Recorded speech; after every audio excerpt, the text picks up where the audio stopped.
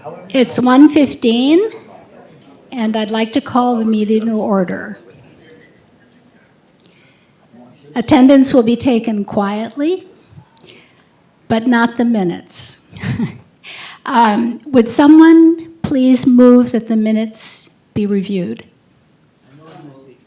Thank you, Erwin. No, wait. Erwin moved to review the minutes. Is there a second? Second has to come from us. Thank you. Esther seconded. Now, discussion. I have a Erwin. correction, madam, Yes. acting president. Where the heck is it? It's about the south and north building. I need a copy of it. Need your microphone. In the portion that quotes me, it has me saying the north building has its air conditioning system in the corridor, providing air to be exhausted in the apartments. It should read the south building. I think it's the other way around. No. The south building air is received through the undercut doors in the apartments in the south building and is exhausted through the toilet exhaust, which is constantly on, so that you get air changes in the apartment. So all you have to do is change north to south. Yes, actually, that's the simple way to put it. Switch north with south when it's talking about air conditioning. Because the north has the doors with the big gap underneath. That's part of the air circulation system. And the south, you can barely put a piece of paper underneath because I've tried. Are there any other corrections or additions to be made to the minutes of the last meeting?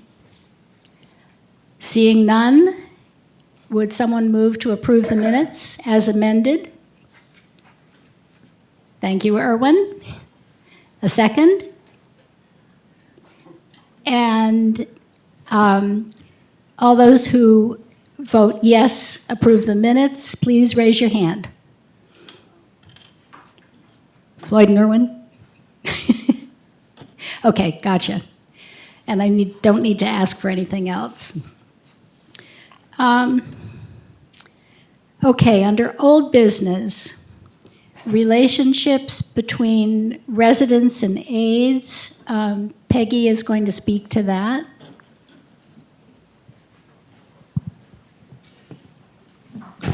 So I know a few residents have brought concerns to the council about the CNAs and home health aides that are in the living room, usually during the evening hours. Their residents that they attend to are generally in the pub or in center stage having their dinner meal. There are quite a few of the residents that reside here that do get additional services through private aides. Some of them are through our personal options program. Some of them are from agencies from the outside that we partner with. I have been asked to see if I can do something with the CNAs that are in the living room during that time. That's a tough question. The problem is it may not look what you would like it to look like, having so many CNAs at one time in the living room, but they're there because their resident, their client, is having either a dinner meal in the pub or drinks or in center stage. So they need to be very close by, because if that resident needs something, we need to be able to summon them to come back to get the resident. So it's not as if I can tell them to disperse, go back to the apartments, or go to a location XYZ, because there is no location XYZ. So I did send a letter out. I had sent Susie Weisinger a copy of it 2 months ago to all the private agencies to let them know that we do expect their CNAs and home health aides to act according to the Whitney Center standards. I know what was concerning because I've seen it on occasion myself. Sometimes the CNAs, they're kind of slouched in the chair, or they're on their cell phone. It's not a good image. So I did send that letter out, and I have seen a big improvement. Is it good every day? No. But again, it might be a new caregiver that's there. But I think we also need to realize these CNAs, home health aides, provide such a great service to our residents. Because without the staff, we can't supply private agency staff to every single resident that needs it. Without the agency CNA supplementing us until we can build our pool of workforce, these residents might have to stay in their apartments, which is the last thing any of us want to do. So we have to be a little tolerant and be a little generous when we see something that may not be exactly pleasing to us. But there's many wonderful private caregivers that come to Whitney Center that have great relationships with their resident. So I just want everyone to keep that in mind.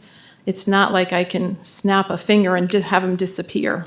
And we don't want them to, because we want them available. So it is a work in progress. We're always looking at different things that we can do to enhance having them, look and feel more professional. But they are trying. And again, remember, they are delivering a service that if you needed it, you would want them to be there for you. So we have to be more tolerant of seeing what we see. I want to respond. I also think that it would be, this is a great opportunity for members of for our residents to get to know and become friendly with our staff. So it seems to me that, maybe this is something that would be a really good thing for us, is to be able to share the living room, with people that work for us. And maybe we would find that we'd get to know people that we never knew before. So it does seem to me that that's something that we should think about. Thank you, Betsy. The individuals in the living room sometimes are our staff, and like I said, sometimes they are from outside agencies, but they're part of our team.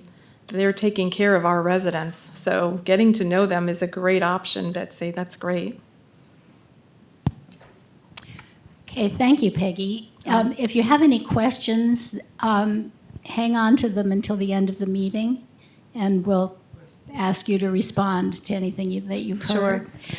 And Peggy, don't go away. No, because I'm not leaving. The next item does not say the magic word. It says health update. I know. You're being very kind. So I know everybody wants to know the COVID update, buried in the health updates.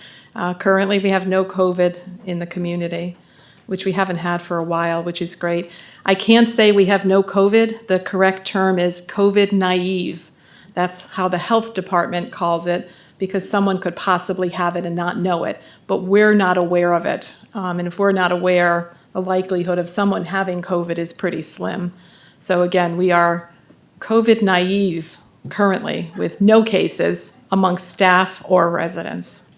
So that's a great thing. But again, doesn't mean we'll always be this way. I try to also put a little dose of reality into every conversation I have. We will continue to see COVID for some time to come. It's gonna come up, it's gonna go down, it's gonna come up. But we know how to manage it well. And if you should contract COVID, you will get superb services from our nursing department, because now we're well seasoned in the arena of COVID. So don't be afraid. Thank you, Okay. Peggy.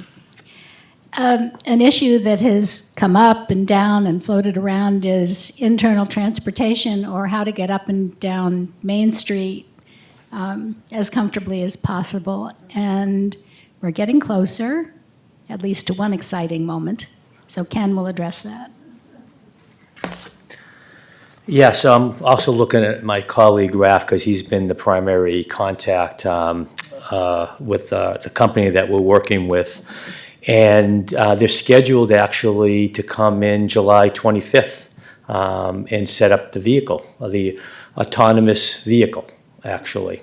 So they'll be here the week of the 25th to set everything up, and then the following 2 weeks we'll be doing trials. So it's very exciting. I don't know, Ralph, do you want to add anything to that? I do. So the 25th, pardon my back, the 25th, the company's going to send a contractor out to map, laser map or radar map the entire first floor. They'll compile that data, and we're looking at probably the first week of August, Will, WHILL, which is the company we're looking at to acquire the vehicle from. They'll be out that week to perform their setup, to configure the machine, to look at the different areas where we're going to have the vehicle stop for the trial. The second week, we'll begin the trial with you, testing that. And the third week, we'll trial without the company here, so just us. So we expect that it will be a 2-week trial with passengers, ending sometime around the 3rd or 4th week of August. The cost of the vehicle is about $2,800 per month per vehicle. Yeah, $2,800. It's almost like a subscription service, a mobility as a service, and we look at that model versus buying, because when we purchase, then we're sort of on the hook for all of the maintenance that occurs, the updates to the software, and it's not practical to sustain the ongoing sort of preventive maintenance. So if we subscribe to the service, that's all included in that monthly subscription. So we're looking at $2,800 per month per vehicle and an initial professional services fee of about $20,000 should we decide that this is the right system for us to move forward with. I'm going to ask for questions to wait until the end.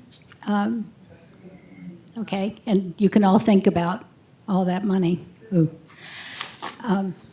Thank you, Raphael.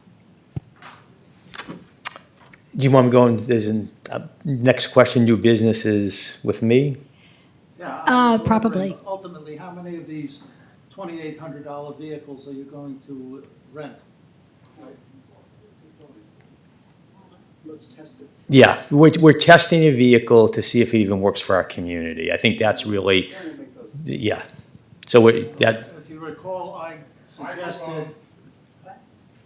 recall, I suggested buying a motorized wheelchair similar to those that are in use today for $2,000, and you own it, instead of spending nearly $3,000 a month. There's nothing to argue about, Floyd. It's money. Let's test this, Yeah. and then we'll continue from there. That's it. yeah. We're gonna test this one. It's autonomous, we're gonna test this one, and we'll go from there after we do the trial. And we'll ask, at the end of the meeting, you want further questions? then, right? Questions from the floor. Yeah, this is supposed to be a meeting of the council, so we get to ask the questions now, and you get to ask the questions later. You're invited. You can be here and listen to us, but questions come at the end. Okay, under new business, timely information from housekeeping. And I think we can all throw in comments here, but I will not say any more. Erwin is going to ask. The issues that have come up recently is that one of the housekeepers do not sometimes show up at all, but there is. Microphone. Yeah. The question, the issue is that housekeepers sometimes do not show up, but there is no information coming from housekeeping saying that that person will not be with you today for whatever reason. So, and also cleaning the windows from the inside, the same thing happened, that the folks who cleaned the windows showed up unannounced. And so the people, the residents in the apartments did not have time to clean off the windowsills to allow them to do this. So we're just raising the issue again that there should be some timely information that so-and-so is not going to come this week. We don't have to know the reason. So-and-so is not going to come this week, or the window washers will be showing up, or I forget what the word is. Anyway, Yeah. the filter changes are coming, something like that, yeah. just so that we know we be prepared. Yeah. Because we have to clean up, in advance for the housekeepers. Yeah, so it's all really about great communication. Typically, everybody knows when they should be expecting their housekeeper. On the off chance that the housekeeper is not going to be there, it's on us to either find a replacement or to call the resident. And same with the window washing. We are combining the window washing with the housekeeping, so we need to let you know in advance. So I will certainly be bringing this to Barbara's attention right after this meeting. So thank you. Okay, thank you, Ken. Actually, Phyllis is next on the agenda because she wanted to speak to the employee newsletter.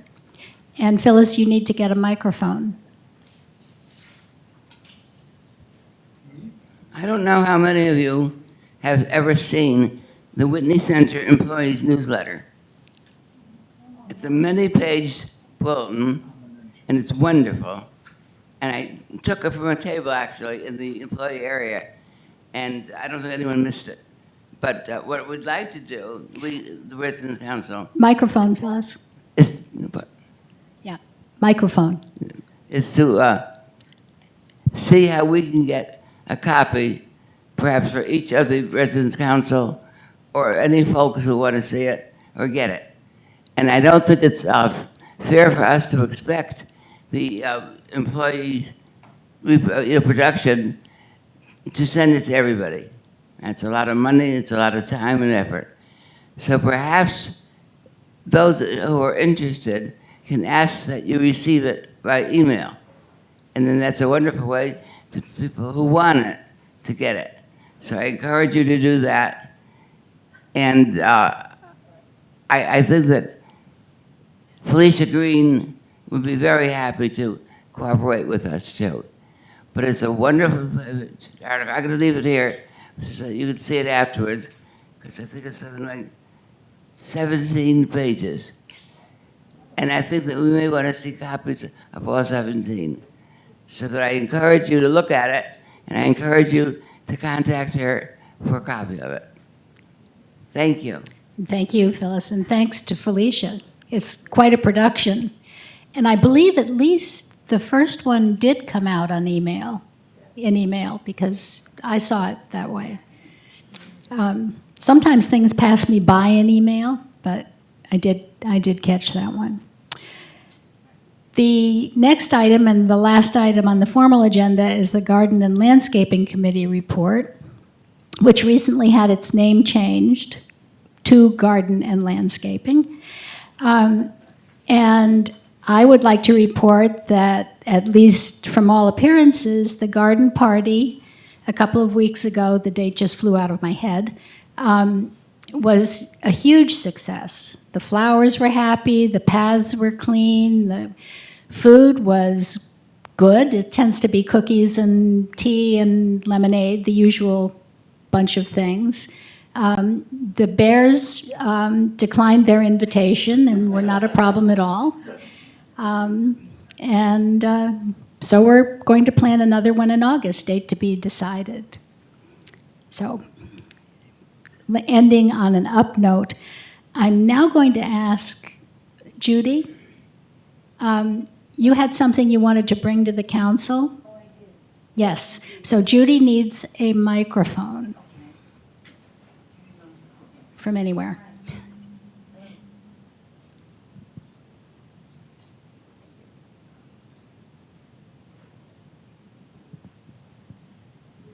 Hello, everybody? Okay. I'm on a mission to save the plant room, which I have heard is due to be changed into a meditation center. And indeed, many of us use the plant room, at least. I have 6 plants in my apartment, and I have to change them into larger pots, smaller pots, depending on their growth. And the pots are there, the dirt is there, I can do it there. I cannot do it in my kitchen. And so I really need the plant room. I have spoken to several people who agree that we use the plant room for so many things. I should bring up Nancy Rosenblum, who has all of the flowers out, which she supplies out on the patio, which she waters because there's a hose out there. However, she needs soil. She needs to be able to go back and forth into the plant room.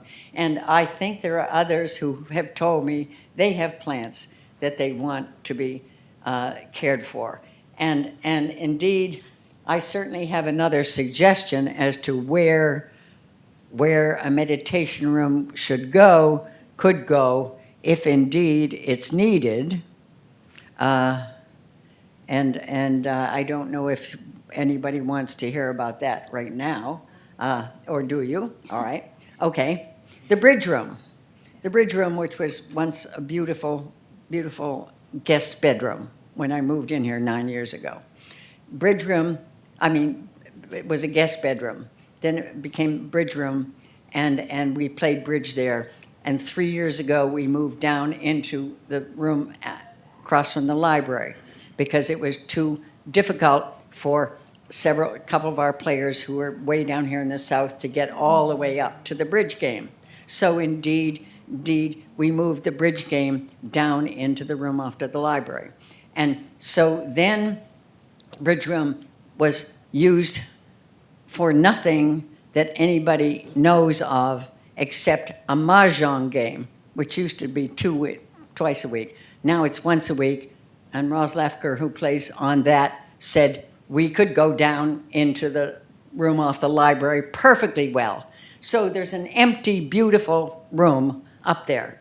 So if they have to have a meditation room or must have a whole room, and many people have said to me, a whole room for meditation, well, anyway, that's not my department, but I'm just hoping that we can keep the plant room.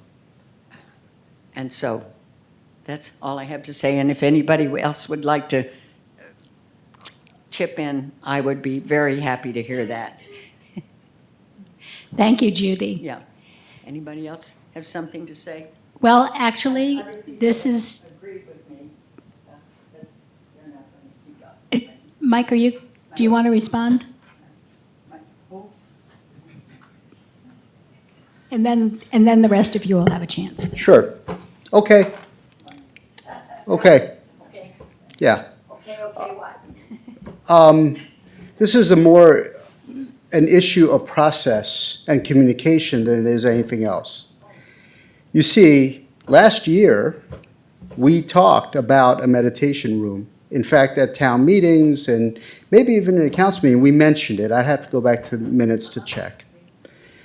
The idea was that it was presented to management that we would like to have a space where staff and or residents could go for a minute of peace and quiet as they were dealing with grief, as they were dealing with COVID-related grief and issues and all the mental health issues. And so that was the context for a meditation room. So whether you agree with the concept for the need or not, that's besides the point. It was already established. Secondly, we determined after speaking with those folks whom we thought used the plant room the most, after speaking with them, we thought, wow, this might be the place to do it. Okay, so we proceeded. That got funded through our philanthropy program. That effort got funded based on a design to change the current plant room because of what we understood the utilization to be at that time into this meditation room. So, there's been work done already to draw that up, to get a rough cost, and there needs to be more details. Okay. What we can learn from this is that perhaps we weren't broad enough in our communication. Perhaps we needed to include others, right, in that discussion. Okay. If there is another room, the bridge room, then I just want to make it clear that what we need to do at this point is go back and do more work to understand what the possibility is of doing it somewhere else now. You see, so the issue for me is one of a waste of time and energy by our people to actually go about something that we thought we were going with the right path because we had some communication about this. So I am not opposed to the idea of picking another spot because perhaps we can learn from this experience that our communication wasn't broad enough. We didn't include enough perspective in the decision making, and that's fine. It's frustrating, though, and I want to point this out, that if we're down a path that we've already start to develop, put energy resources into developing, to go back is a bit of an issue, right? That's not to say it doesn't have merit. That's not to say it isn't valid, that it's not something we should consider. So I hear you loud and clear. We will go back. Ken has already assured me that a team led by Mark Brown and Michelle Pandolfi, who are overseeing this, we'll organize some discussions with residents and we'll revisit the idea. So so it's good. May I just contribute that I'm one of the people that plays mahjong on Monday afternoon for 3 hours. So Monday afternoon, might that work, that it isn't used for meditation, that one afternoon a week, and the rest of the week be open, and change the name of the room to whatever you want? Yeah, I think it's those kinds of compromises, those kinds of things we need to discuss. So my answer is yes, it will be considered. I just want to give you broader context as to the consequence of working back on decisions that we've already made that have gone forward. Okay. Thank you, Mike. Okay.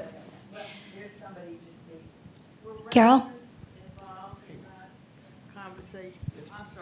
Were residents involved in this discussion, really? I know you got a grant for it, but you said it was discussed among yourselves, and as far as, I was just curious whether this was discussed even amongst the resident council or any place else?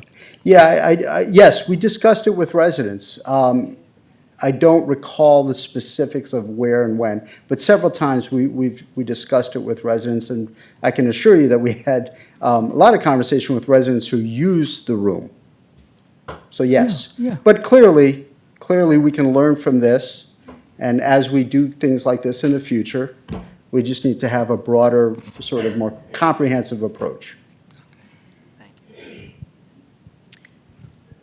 Okay, so the floor is this going to be about the plant room? Okay.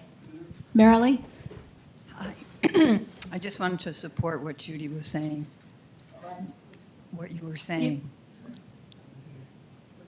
She just wanted to support what you were saying, Judy. She seconds your comments. Okay. There.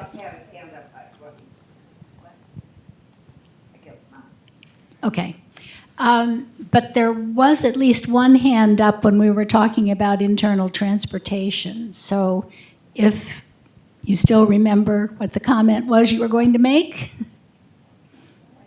When we were talking about cost and getting up and down Main Street and, okay? Yeah, I don't,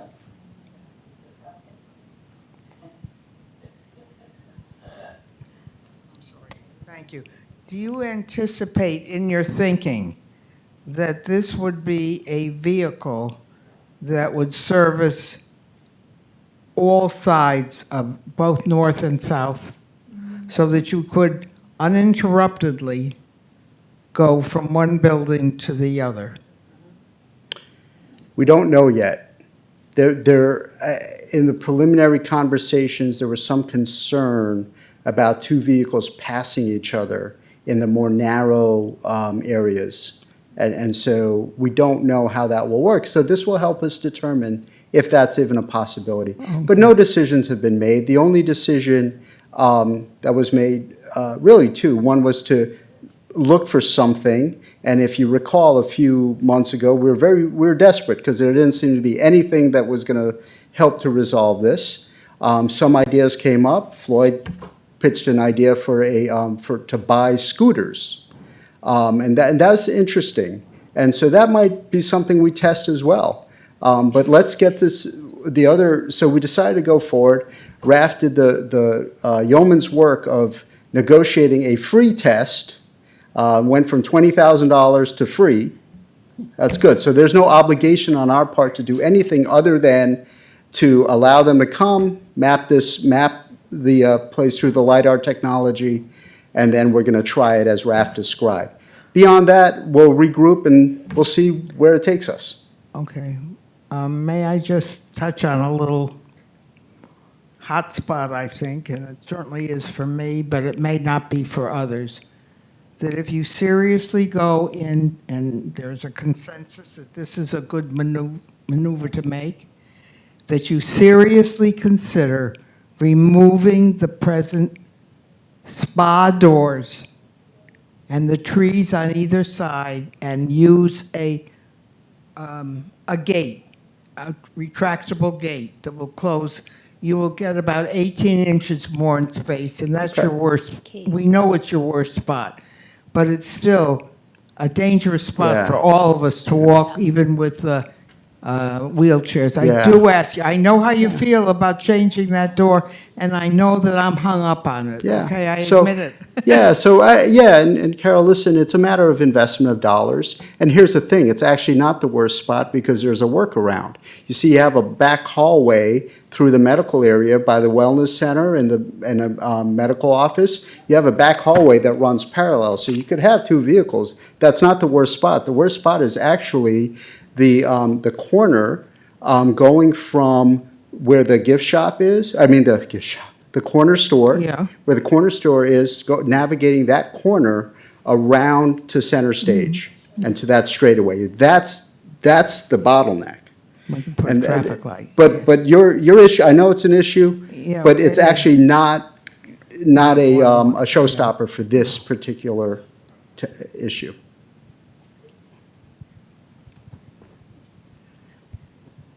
I want to reiterate my concerns I've expressed at several meetings that a self-driving autonomous vehicle is doomed to failure. It doesn't belong in a place like this. In the outer world, these vehicles have accidents that we all see in the newspapers. In this environment, the kind of people that we are, with people walking in wheelchairs, people walking as I do with a cane, or people in wheelchairs, all kinds of unforeseen things can happen. And I don't care what kind of expert system they intend to use here, it's not going to work. The $3,000 to me is a waste of money, and that's what I feel. Thank you. Again, you've expressed that before, and I appreciate it. And so the option then, if we were to follow this, is not to test it? I don't see what testing can do, because even if you test it for 2 weeks, or 3 weeks, or 4 weeks, there can be unforeseen accidents that might happen despite that. We see it in the outer world with normal people, not people like us who are elderly, who are subject to falling and things like that, in an environment like this. So to me, it's doomed to failure. I'm a technologist. I believe in progress. I believe in new things, but not this way. Okay, thank you. Thank you. This isn't costing us anything to test it, so I think we should test it. And then if we make the decision not to do it, that's fine. I just had a quick question. If we decide we like it and wanted to rent it, how long would the contract have to be for? Is it a month-by-month thing that we could get it by and therefore cancel it, or we'd be locked into something? I would imagine that kind of investment would probably not work for Will, the company, month by month. It would probably be an annual, but that's something we can look at. But as has been pointed out, and as an issue, it comes at a cost. It comes at a cost, and make no mistake, so did the previous solution, that we had, that came into the cost because there was a lot of staff time involved and the repairs and the downtime and all of that. So, yeah, no matter what we choose to do, it'll come at a cost. It's just a matter of what's the value proposition, and we'll do that analysis. But at first, I think we need to know a little bit more about the system. It's not costing us anything to test it. Let's do that, and then we can explore that as well as other potential options. Okay. Alda? Okay, so I have a microphone. Thank you. It's good, right? Yeah, perfect, Alda. Okay, you scolded me last time. Okay. And thank you. Regarding the private aid, Mrs. Joyce, do the private aid wear a name tag? Do they have name tags? Yes, they should. Everyone in healthcare is supposed to wear a name tag, Including the private aids? including the private aides. Their agency is supposed to give them their name tag, where if it's our staff, we give them our name tag. Right, but that's something then we have to make sure that they really have, because if they have their name on, then we can read the name, and they put underneath, they said in private aid, it would definitely help. The second one, we could actually, all our people have sort of a T-shirt with the kind of color. It's a polo shirt. While we cannot ask the private aid to wear a T-shirt. Our staff wear a polo shirt, Yes. which we give to them. Yes, I know. The private agencies have a dress code, so most of their private aides wear scrubs. I think everybody's familiar with Yeah, that. but not everybody. Tell me what you're seeing that you don't think is Well, appropriate. then, in this case, I have to make, in the next month, I need to come down every day, figure it out, do 7 and take, that one I will not be able to answer you. Yeah, I mean, as long as they're professional and they look, and the resident, they work for the resident, they don't work for us.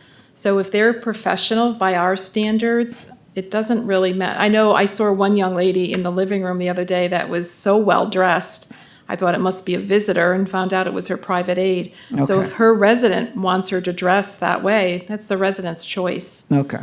I just don't want them to come in with torn blue jeans and things that really are unprofessional. That would So not the meet our dress code, standards. so the name tag and the dress code is coming from The agency. From the agency, okay. Correct. So I will make sure, then I check them out in the next month or so. Okay? If that makes you feel better, absolutely.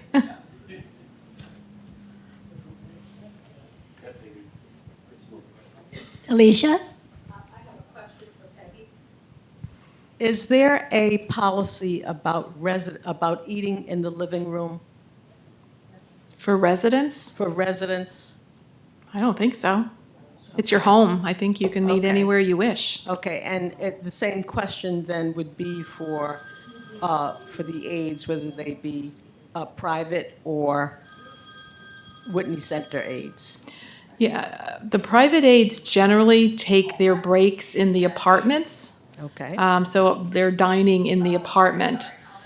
If they're taking their break when the resident is at the pub or whatever, that's not really their break time. And I think that's where some of the confusion might be. I think when the CNA brings their resident to the pub, they feel they're off duty. So now maybe they can have their dinner, etc. They're still on duty because they're supposed to be watching for when that resident needs them. They should take their break time other than when they're supposed to be supervising the calls from their resident. Do you have any recommendations for we as residents if we observe what we deem to be inappropriate behavior? In other words, not being attentive to the resident or something else? There's always a community nurse in the community, so extension 2597 should be your best friend anyways. That should be the number that you call for any healthcare concerns. You could certainly call them. They may not be at their desk, especially evening hours. They're out and about. There's only one nurse on duty, evenings and nights. But you could leave something there, because then the next morning we can address it. Thank you. 2597. Oh, it's 848. Yeah, I'm sorry. I thought everybody knew 848. Yeah. Thank you. Don't just go to your phone and hit 2597. Yeah. So I'll just expand what Peggy just offered. As many times you might observe something and it's hard to get to reach anyone, right? And I don't necessarily want this just to rest on the shoulders of community nursing. So that's something that, we're working as an organization really to spread the responsibility for how our community works and lives on a daily basis. And so one of the things we want to do is be able to create the sense of responsibility for our entire management team actually to be able to respond to something like this. And so that's something we'll get back to you on in terms of what the best process is. I think for now, I think that's the system we've used to call community nursing. So I think it's absolutely appropriate to continue to do that. But I think that's going to evolve so that any one of our staff, frankly, whether they're management or not, I envision a time where we're all empowered to say something, if it's out of place, if a resident comes to one of us. So ultimately, I'd like to get there, but it's all of us as a community acting together. And so if you, I don't know, Peg, what do you think? I mean, if a resident sees an aide that is, doing something that doesn't seem to be right, do you want them to engage? If they're comfortable. Yeah. Not So everybody's comfortable right. doing that. So if you're comfortable addressing that aide, this is your community. This is your home. I think if we're all on the same page, right, we can achieve the kind of outcome that we're looking for. So let's work on that together as far as how to best shape this going forward. Okay. Yes. I just want to add one other thing to that. As a resident who uses an outside aid service, I just want to say how much I've appreciated over the years when a resident has come to me to either compliment or express a concern about an aid with my husband. It's been most helpful, and I've been able to act upon it. And that's another way of our sharing the responsibility. I mean, you may not always know who the aid, quote, belongs to, but if you do know, I found it very helpful when the resident came directly to me, and I appreciate it. Thank you for that. Yes. Yes, I think that's important because we can be more effective, right, working along those lines because the resident has the contract with the private aid. It's not Whitney Center. We have no, sort of air quotes jurisdiction, right? Other than to say you're in our building, so we have these expectations. And so therefore, I think working with residents is important. I hear a lot about what the aides should not be doing in the living room. It seems to me it's difficult for them on duty to just sit. They're not supposed to be on their phones, I think is what I heard you say. Talking to each other maybe is not appropriate. I think it might be helpful if we have a positive comment from somebody who can suggest what they should be doing, or some way to follow up with what Bitsy said so that we can more comfortably go. I've chatted with some staff that are sitting there for a variety of reasons, but maybe a comfortable way of making that more possible, because we want them to feel comfortable there in some kind of positive way. What can they do? Maybe some kind of activity, I don't know. I mean, they have to be attentive, I know, but just hearing about what they shouldn't do maybe is not the best approach. You're right, Meryl. This week, I met with a couple of residents, and I got a suggestion that maybe we fill some of their time with something productive so that they have something to do. The suggestion was maybe we think of in-services, like different educational opportunities for them, whether it be on an iPad. Because you're right, if you're just sitting in the living room, they're not supposed to be on their cell phone making personal calls. They can talk to each other. We don't frown upon that. But maybe giving them something and giving them something that could benefit their careers and giving them educational materials, I thought was a great suggestion. Thank you, Lynn. Okay, Roz? Esther? Esther, I'm sorry. One of the things that I've been getting more attuned to is contacting the liaisons.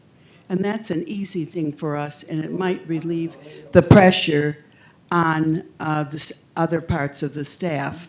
Because before the liaisons, that might be a good solution. But I've had all kinds of things happening, and now my first thing to think about is contact a liaison. And that's an easy thing to do. Liaisons are support services for the entire organization. I don't know what we did before the liaisons, that position was formed, because even in healthcare, we rely on them all the time. The issue might just be they're generally not here during dinner meals. Sometimes they are. Some of them do work late hours, but they may not be there for you to reach out at that moment. But you could always leave a message on their voicemail and let them know what you saw or what you're concerned about. And I know that they'll follow up the next morning if it's not an immediate concern. And I wanted to say one more thing about the plant room. It appears that no one is using it. I have used it a number of times, and I know that other people have, but it looks like it's empty a lot of the time. So maybe that's why people felt that people are not using it. But I'm sorry that all this work has been done to make a change, which is a waste of time and effort.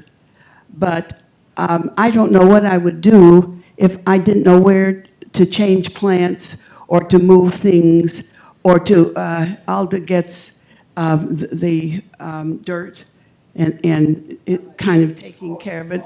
And she helps with some of the plantings and this. I'm not dirt, I'm so sorry, it's soil.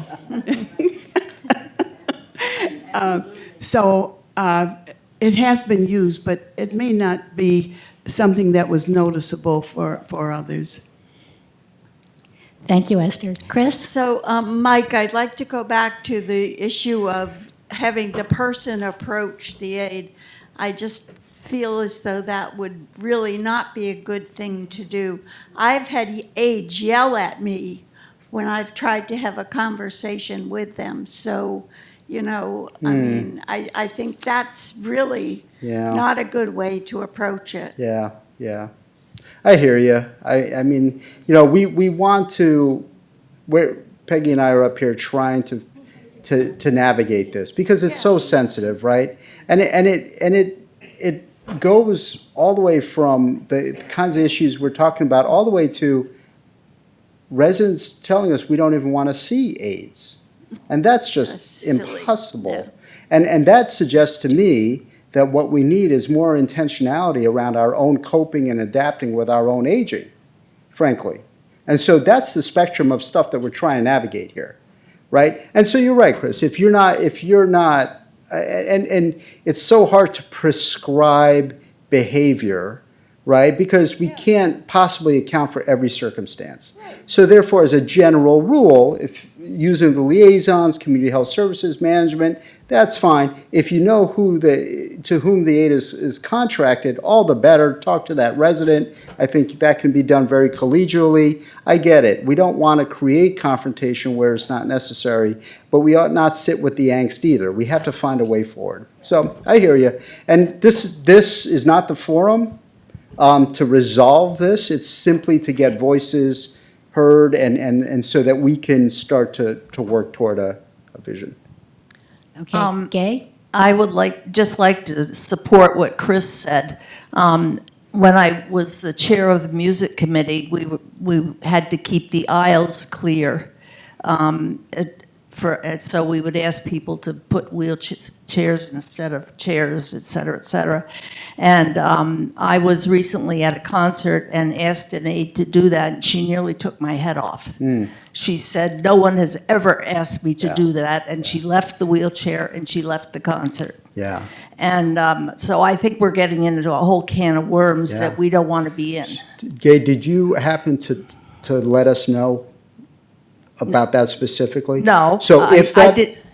I think it's a great example of why you might not want to engage with it. Exactly. Someone. That's what I'm supporting. What Chris said. Yeah, absolutely. It's also an example of why you should let us know as soon as you can relative to when the Okay. incident occurred, because didn't think that's to the do kind that. of thing that is unacceptable.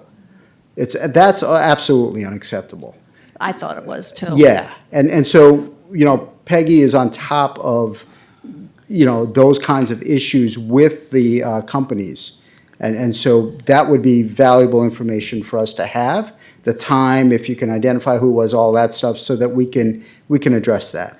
Okay, the other thing, Peggy, did I understand you to say that when aides are with their people, they're not supposed to be on their cell phones? I can assure you that they're always on their cell phones. I live in the South Building, and I can't tell you how many aides sit on their cell phones while their patient is sitting next to them doing nothing. So, That's a real serious issue. Yeah.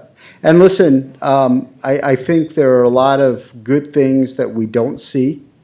There's a lot of great assistance that's being provided by these aides privately to residents. And so I don't want to sort of label all aides as this or that, I think.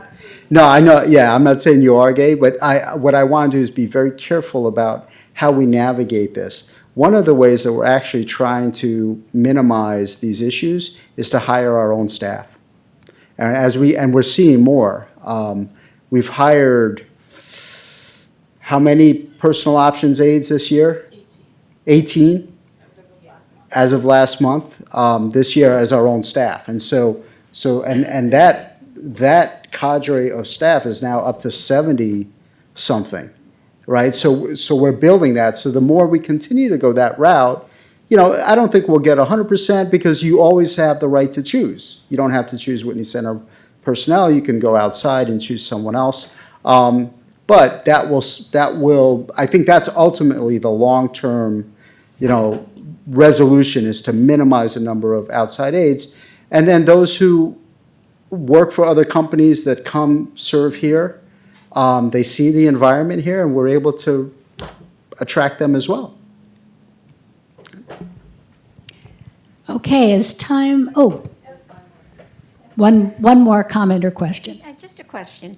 I never had an aide, so it's probably a stupid question, but how often do the aides take breaks, and aren't they allowed to sit in the hallway and talk on their cell phone? I mean, I see this all the time, and they're people, and it never bothered me. Yeah. Yes, of course. We have aides from 2 hours a day to 24 hours a day, and everything in between. Of course, we encourage all our staff and agency staff to take breaks for their mental health. They need to step away. When they're on their break time, they can certainly use their phone. What I object to, I have seen aides, even our own staff on occasion, this is not just agency aides, they'll be with a resident walking outside, the resident's 10 feet behind them and they're on their cell phone. To me, that's not being attentive. You're being asked to take care of that resident, so if that resident goes to trip, you may not be by their side to possibly prevent a fall. The fall may still happen, but there's a better chance if you're paying attention. So that's what we're talking about. Yeah, of course, they have their own time. Thank goodness. Okay,